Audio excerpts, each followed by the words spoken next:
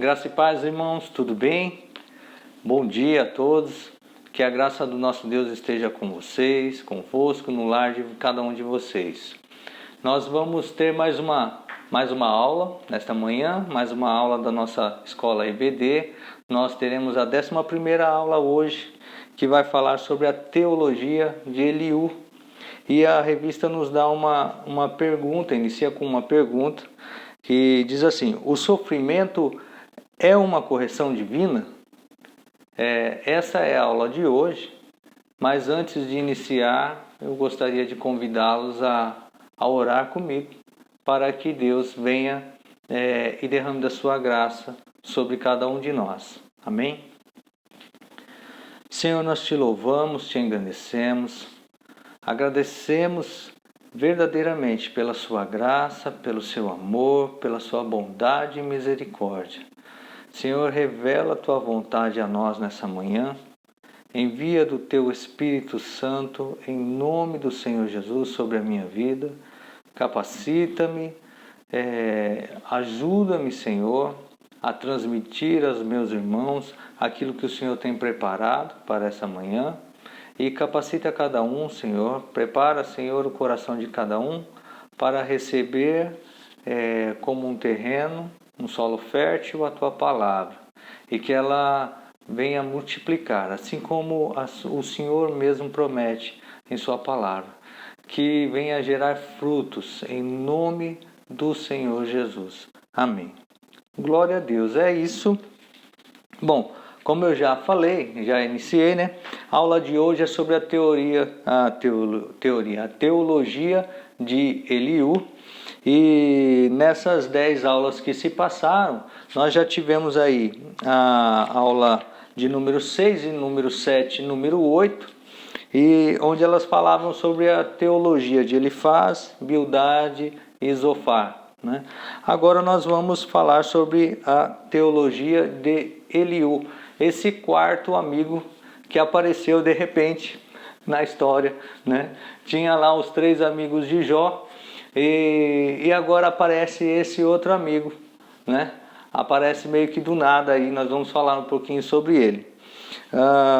Antes de iniciar, eu gostaria de ler com vocês o texto áudio, que diz assim: ao aflito livra da sua aflição, e na opressão se revela aos seus ouvidos. E a verdade prática diz: o sofrimento não deve ser visto apenas sob o aspecto punitivo, mas principalmente educativo. Esse é um dos pontos principais sobre o sofrimento ser tido como um aspecto educativo. É um dos aspectos principais da teologia de Eliú, ok? E sobre isso que nós vamos ler. A leitura bíblica nós vamos fazer, ela está em Jó, né? Nós estamos estudando o livro de Jó, mas ela inicia em Jó 32, e nós vamos ler um trecho de Jó 32, Jó 33, 34 e 36. Então, em Jó 32, nós vamos ler no versículo 1, do 1 ao 4, e diz assim, em Jó 32: então aqueles 3 homens cessaram de responder a Jó, porque era justo aos seus próprios olhos. E acendeu-se a ira de Eliú, filho de Baraqueu, o Buzita, da família de Rão, contra Jó, e acendeu a sua ira, porque se justificava a si mesmo mais do que a Deus. Também a sua ira se acendeu contra os 3 amigos, porque não achando o que responder, todavia condenavam a Jó. Eliú, porém, esperou para falar a Jó, porquanto tinha mais idade do que ele. Em Jó 33, no versículo 1, assim na verdade, ó Jó, ouve as minhas razões, e dá ouvido a todas as minhas palavras. Eis que já abri a minha boca, já falou a minha língua debaixo do meu paladar. As minhas razões sairão da sinceridade do meu coração, e a pura ciência dos meus lábios. O Espírito de Deus me fez, e a inspiração do Todo-Poderoso me deu vida. Em Jó 34, no versículo 1. Respondeu mais Eliú e disse: Ouvi vós, sábios, as minhas razões, e vós, instruídos, inclinai os ouvidos para mim.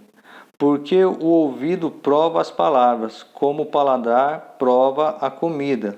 O que é direito escolhamos para nós, e conheçamos entre nós o que é bom. Porque Jó disse: Sou justo, e Deus tirou o meu direito. Apesar do meu direito, sou considerado mentiroso. A minha ferida é incurável, embora eu esteja sem transgressão. Em Jó 36. Prosseguiu ainda Eliú e disse: Espera-me um pouco, e mostrar-te-ei que ainda há razões a favor de Deus. Desde longe repetirei a minha opinião, e ao Criador atribuirei a justiça. Porque, na verdade, as minhas palavras não serão falsas contigo. Contigo está um que é sincero na sua opinião. Eis que Deus é muito grande, contudo a ninguém despreza. Grande é em força de coração. Esse foi em Jó 36, a partir do versículo 1. Mas o principal aqui, na lição de hoje, é tratar sobre o sofrimento. E no próprio nome da lição tem uma pergunta, né? A teologia de Eliú. E a pergunta fala assim: o sofrimento é uma correção divina? Talvez. Talvez. Por quê? Assim, Deus pode corrigir, e Deus corrige. Corrige. A palavra fala que Deus corrige todo aquele que Ele ama, né? Agora, todo sofrimento é uma correção de Deus? Não, né? Deus corrige aquele que ama. Mas nem todo sofrimento pelo qual nós passamos provém de Deus. Mas nós podemos utilizar e nós devemos aprender com os nossos erros, com as nossas falhas, com os problemas que acontecem. Então, assim, nós como cristãos, nós precisamos ter a palavra de Deus diante de nós, né? E tê-la no nosso coração, para que quando acontecer alguma coisa que nos deixe tristes, ou que venha nos polir de certa maneira, né? Seja trazendo sofrimento, seja de que maneira for, mas nós precisamos sempre agregar benefícios para nós, né? Nós não podemos passar por alguma situação e sair dela da mesma maneira que nós entramos. Então, nós precisamos atribuir conhecimento e benefícios para a nossa vida, né? Precisamos deixar-nos trabalhar o nosso caráter, né? Então, Deus acaba usando, de certa maneira, o sofrimento ou os acontecimentos que trazem sofrimentos para nos ensinar. Não que esse seja um intuito de Deus e muito menos que Ele tenha prazer nisso. Mas nós aprendemos com isso, né? Nós devemos aprender com esses períodos que às vezes nós passamos, né? O próprio apóstolo Paulo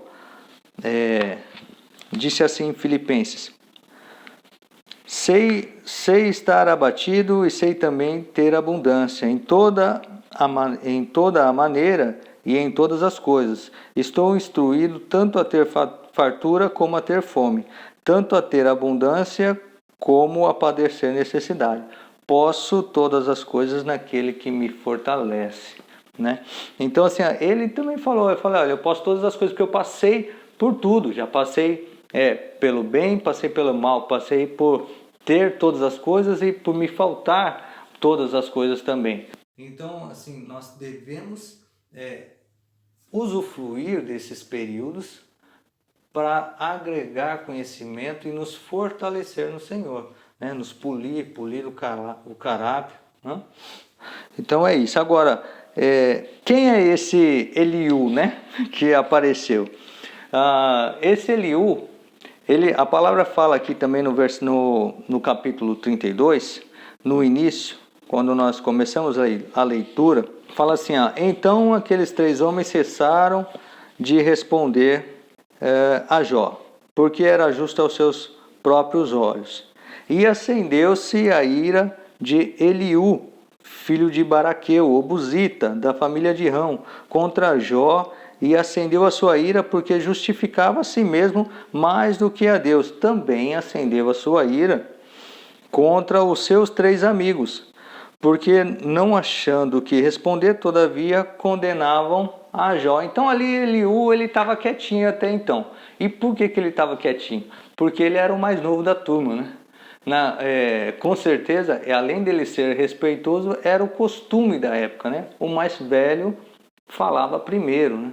Então Jó falou ali, depois os amigos de Jó, cada um pela sua vez. E quando ninguém tinha mais o que falar, ninguém tinha mais o que responder, Jó falava e os amigos já não tinham mais o que responder para ele, aí ele rasgou o verbo. Aí ele começou a falar, olha, peraí, eu tenho alguma coisa para falar, né? E ele era o mais novo, apesar de que não tinha nenhum novinho ali, né? Provavelmente Jó já tivesse ali os seus 40 anos, segundo alguns estudiosos indicam, porque após esses acontecimentos Jó viveu mais 140. Então naquela época ele poderia ter em torno de uns 40 anos. Poderia, mas ninguém afirma, né? Não há uma afirmação. Mas assim, esse Eliú era o mais novo da turma, né? E aí ele está deixando ali os outros falarem e ele ali doido para falar. Ele fala assim, eu já estou de um jeito que eu estou que nem um odre aqui para estourar. Eu não aguento mais, eu preciso falar, deixa eu falar, né? Mas eu esperei o Jó, eu esperei vocês e agora que todos falaram, eu vou falar, né? E aí eu penso assim, é engraçado, deve ser que nem aquela coisa, às vezes tem o mais novo chega perto, fala alguma coisa e os mais velhos têm vontade de dar um pedala Robinho nele, já fica quieto, você não sabe nem o que você está falando. Então deve ter acontecido, é capaz de ter acontecido alguma coisa nesse sentido, né? Eles devem ter olhado ele para ele assim, e ele foi ali e jogou a sua ideia, né? E quando ele começou a falar, ele vem contradizendo, né, o que os amigos de Jó falam, né? Ele fala assim, olha, vocês não param de condenar, vocês não conseguem justificar, não conseguem contrapor as palavras dele, e contra Jó também, porque Jó ficava se lamentando, pelo menos no conceito de Eliú, era esse, né? Que Jó ficava se justificando, né? E querendo dizer que Deus não era justo, porque ele não tinha pecados e ele estava sofrendo, né?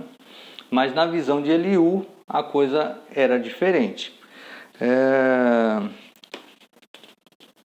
Segundo o jovem amigo de Jó, o sofrimento é uma ação pedagógica de Deus para corrigir o homem. Bom, continuando aqui, entrando nos tópicos, o sofrimento como uma forma de revelar a Deus, né? E aqui para Eliú, ele coloca a soberania de Deus, ele vem falar da soberania de Deus. No primeiro tópico, subtópico diz assim, nesse primeiro discurso, Eliú destaca a queixa de Jó, porque Deus não lhe respondera. Para o jovem amigo do patriarca, ele não leva em conta a majestade divina que distingue o Criador de suas criaturas. Nesse sentido, Jó havia ignorado que Deus é infinitamente maior do que o homem e não precisa explicá-lo acerca de suas ações e nem de seu silêncio. Então aqui esse é um dos pontos dos discursos de Eliú, né, que ele coloca, e no conhecimento e no entendimento dele, e ele fala, até no início do seu discurso, ele fala, eu vou colocar a minha opinião. Ele coloca, olha, Deus é soberano, e na visão dele, Deus não tem obrigação de se comprometer. Ele pode ou não pode, ele fala ou não fala, é da vontade dele. Se ele quiser, ele fala, se ele não quiser, ele não fala, né? E é isso que ele coloca ali, olha, Deus é soberano, Deus ele está acima de todas as coisas. E ele vem colocando essa condição para Jó, né? Você está se queixando porque Deus não está respondendo, mas você não está levando em consideração a soberania de Deus, né?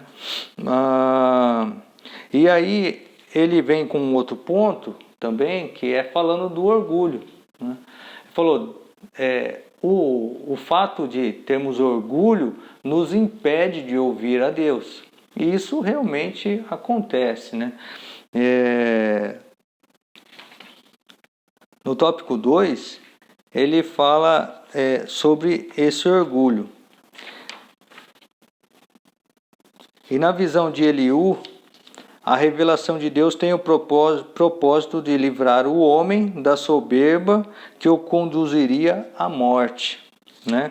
Mas o orgulho humano não permite escutar a Deus. Então ele fala assim, olha, você fica aí preso no seu orgulho, que você fala assim, olha, eu não tenho pecado, eu não errei, e aí você não escuta a Deus. Segundo Eliú, até no capítulo 33, no versículo 14 e 15, ele fala assim, olha, pelo contrário, quando ele vem falando do silêncio, né, que Jó reclama que Deus não fala com ele, não responde, e aí ele, nesse sentido, ele se coloca diante de Jó. Então ele fala assim, olha, pelo contrário, Deus fala de dois modos, mas o homem não atenta para isso. Em sonho e em visão de noite, quando cai o sono profundo sobre os homens, quando adormecem na cama. E então lhes abre os ouvidos e lhes cela a sua instrução. Então ele vem falando aqui no que ele cria, né? Eles criam na época, que Deus falava de dois modos com eles, né? Falava em sonhos e em visão, principalmente quando estavam dormindo, né? Mas ele vem colocando que o orgulho de Jó, que Jó, por conta do orgulho, não ouvia Deus, não estava, na verdade, dando ouvidos ao que Deus estava falando com ele. Então, para ele, sim, Deus fala, né? Ele é soberano, é Senhor, é Rei, é Majestade, né? Só que ele pode ou não pode falar, ele pode ou não querer falar, né? E quando ele fala, nós não devemos ser orgulhosos. É isso que ele coloca ali para Jó, né? E que possivelmente o orgulho de Jó em negar que havia pecado o impedia de ouvir a Deus, né? Para ele, Jó havia pecado. Só que assim, diferentemente dos três primeiros amigos, porque os três primeiros amigos entendiam que Jó havia pecado, mas que ele havia pecado antes desses acontecimentos que estão descritos aqui no livro de Jó. Então, porque ele havia pecado antes, aí sobreveio sobre ele todo esse caos, toda essa dor, todo esse infortúnio. Eliú, já pelo contrário, ele crê diferente nesse ponto. Ele crê que Jó, depois do infortúnio, ele peca contra Deus. Ele peca porque aí ele não ouve a Deus, ele quer combater a Deus dizendo que ele é justo, que ele não merecia estar sofrendo, que Deus é um Deus injusto, que não está olhando para ele, está corrigindo uma coisa que ele não tem culpa, né? Está, de certa maneira, imputando a ele o que não é justo, então colocando uma injustiça para com Deus, né? Então, na visão de Eliú, Jó também pecou, né? Só que pecou depois e não antes dos acontecimentos. Uma coisa que é interessante a gente levar em consideração é que todo o contexto da história de Jó, Jó ele não tinha ciência de tudo que estava acontecendo com ele, né? Ou o porquê tudo estava acontecendo com ele, como nós temos hoje. Hoje nós lemos a história lá no início, nós entendemos, olha, o que aconteceu? Deus estava ali, veio Satanás e começou a, né, querer falar, olha, vamos lá, vai, até que Deus permite a Satanás, né, que toque ali na vida de Jó. E Jó não sabia disso. Então, uma coisa que nós devemos levar em consideração é isso. Naquele momento, Jó não conhecia esse início da história, né? Nós hoje, lendo tudo, nós entendemos desde o princípio até o fim. Mas Jó não sabia o porquê daquele sofrimento. E por isso ele questionava a Deus. Ele queria saber. Então ele questionava a Deus, ele perguntava, ele queria respostas, né? Mas os amigos de Jó não entendiam isso. Aí Eliú, ele prossegue falando um pouco da redenção também, né? Ele fala assim, além de sonhos e visões, Eliú destaca que Deus usa a enfermidade como um dos canais de comunicação entre Deus e o homem. Então, aqui ele vê que ele entende realmente que a enfermidade ela pode ser um canal de comunicação, que ela pode ser um canal de aprendizado, que pode ser um canal pedagógico. E ele até por conta do que ele fala no versículo 19 do capítulo 33. E ele diz assim, também no seu leito é castigado com dores, com incessante contenda nos seus ossos, de modo que a sua vida abomina o pão e a sua alma a comida apetecível. Então, por causa disso, ele até vem falando que Deus pode enviar o seu anjo para falar e trazer redenção ao homem. Ele usa a enfermidade, ele aponta que Deus usa a enfermidade para isso também. Mas nós sabemos que nós temos um só mediador, que é Cristo Jesus, entre Deus e o homem. E esse anjo que é apontado aqui pelo Eliú, ele é uma teofania apontando para Cristo também. A justiça de Deus demonstrada. Eliú faz um coro com seus amigos na acusação contra Jó. Em sua perspectiva, os argumentos de Jó não passavam de insolência. Como pode o Todo-Poderoso agir com injustiça conforme Jó deixou subentender?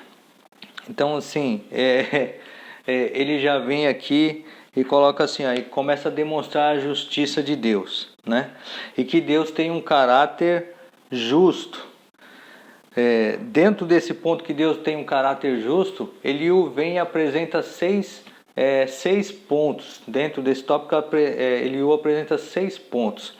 E dos 6 pontos que Eliú apresenta para Jó, ele fala o seguinte, ó. Primeiro, ele age com justiça quando retribui ao homem o que ele merece. Segundo, Deus não precisa prestar conta de seus atos a ninguém, visto que não recebeu autoridade de nenhum outro ser criado. Terceiro, como provedor da vida humana, ele tem todo o poder de manter ou não a humanidade. Quarto, o Todo-Poderoso não faz acepção de pessoas, quer sejam reis, nobres ou pobres. Quinto, Deus é onisciente, como tal conhece os passos e as intenções de todos os homens, sem precisar inquiri-los em juízo. E sexto, ele é justo para punir os maus, né?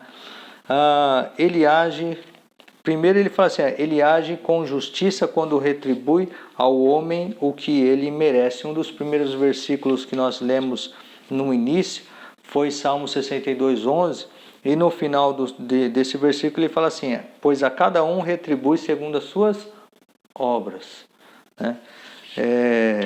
Então isso acontece realmente, podemos ser retribuídos porque a palavra fala assim, segundo as nossas obras. Mas Deus é justo, né? Deus é justo. Agora eu queria atentar com vocês no ponto 2 que ele falou. Então, Deus não precisa prestar contas de seus atos a ninguém, visto que não recebeu autoridade de nenhum outro ser criado. É verdade, né? Deus não recebeu autoridade de nenhum outro ser. Ele foi quem criou todas as coisas.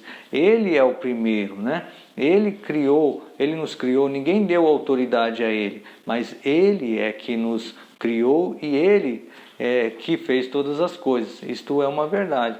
Agora, com Deus, com esse caráter justo e essa soberania, né? Só ele deixou uma coisa de lado quando ele começa a falar em colocar a sua posição de que Deus é justo, de que Deus é soberano, de que ele pode fazer o que ele quer e quando ele quer, de que Deus não precisa falar nada, pode falar ou não falar, ele que decide, que Deus tem o direito de corrigir.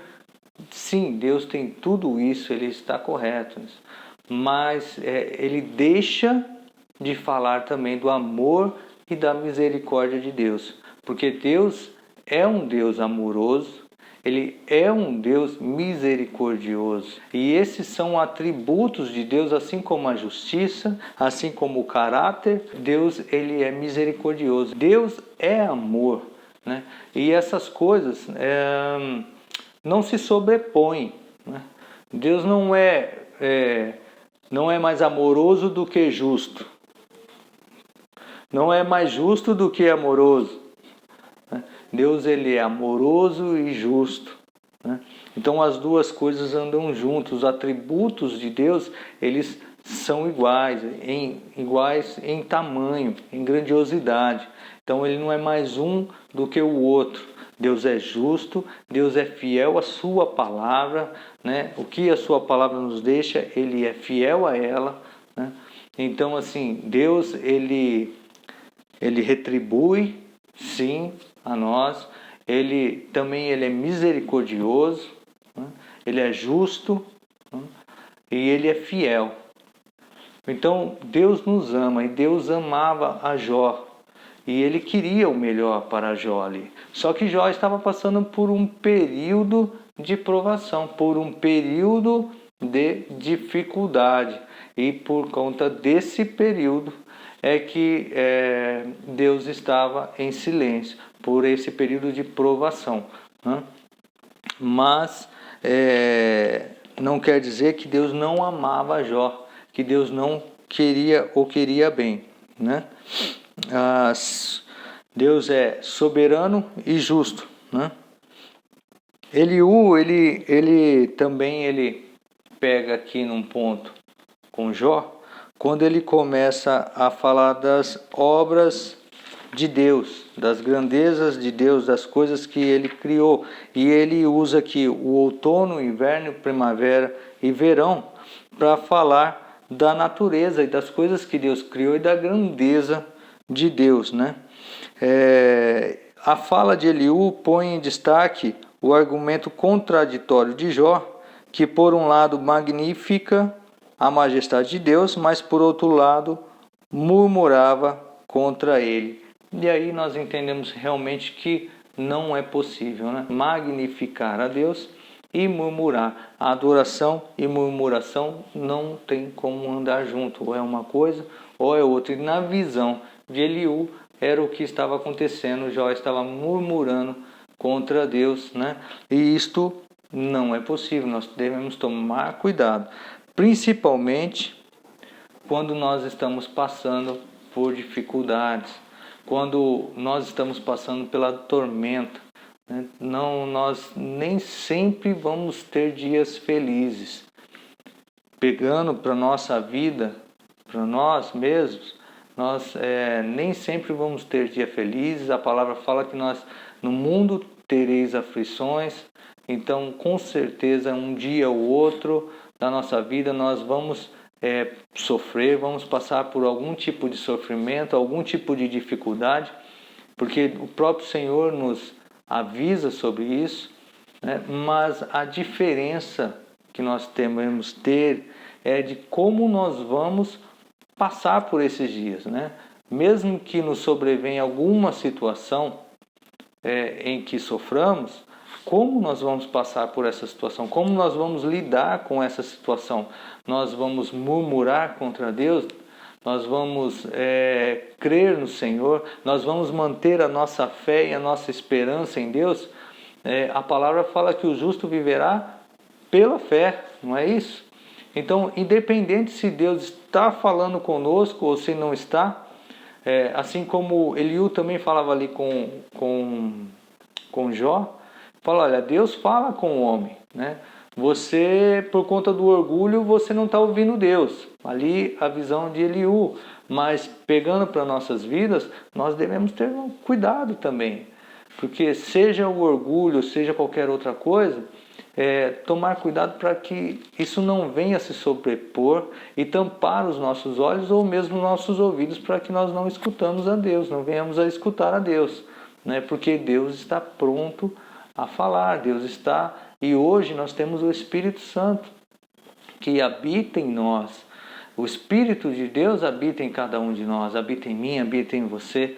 Então nós temos que dar ouvido ao que o Espírito tem falado, a palavra de Deus, a palavra que Ele tem deixado, né? E não podemos permitir que o orgulho ou qualquer outra coisa nos impeça de ouvir e entender o que Deus quer para a nossa vida. E por fim é isso. O principal é entender que Deus pode sim usar as dificuldades, usar o sofrimento para uma correção divina. Afinal, Deus corrige todo aquele que Ele ama. Deus não se alegra no sofrimento do homem, mas nós podemos tirar proveito de todas as situações. E Deus é um Deus de amor, né? Então, Deus me ama e Deus ama vocês também, a cada um de vocês. E creia que em todo o tempo Deus está com cada um de nós. Deus está com vocês. Seja qual for a dificuldade, seja qual for a circunstância que nós possamos passar, Ele está junto conosco. E Ele está aí pronto para falar com vocês. Então basta abrir os ouvidos e abrir os olhos para enxergar o que Deus tem para cada um de nós. Amém, irmãos? Então fiquem com Deus, um abraço e até a próxima.